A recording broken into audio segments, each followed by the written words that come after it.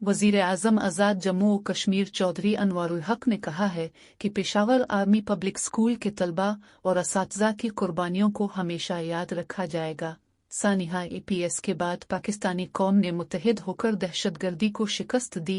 पाक फौज ने दहशतगर्दी के खिलाफ जंग के दौरान कुर्बानियों की तारीख रकम की। वज़ीर आज़म ने उन ख़यालात का इजहार सानिहा आर्मी पब्लिक स्कूल पेशावर की बरसी के मौके पर अपने खुसूसी बयान में किया। उन्होंने कहा कि पूरी कौम दहशतगर्दी के खिलाफ जंग में सीसा पिलाई हुई दीवार की तरह अपनी मुसल्लह अफवाज के साथ शाना बशाना खड़ी है। उन्होंने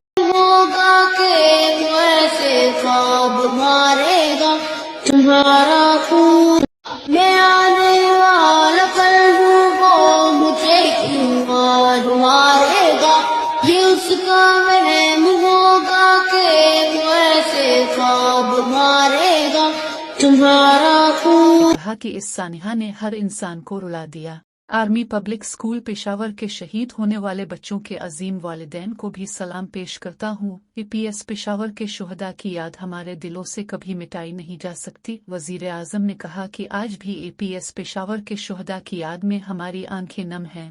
उन्होंने कहा कि दिलों में जज्बा और वतन को महफूज रखने की उमंग जवान है।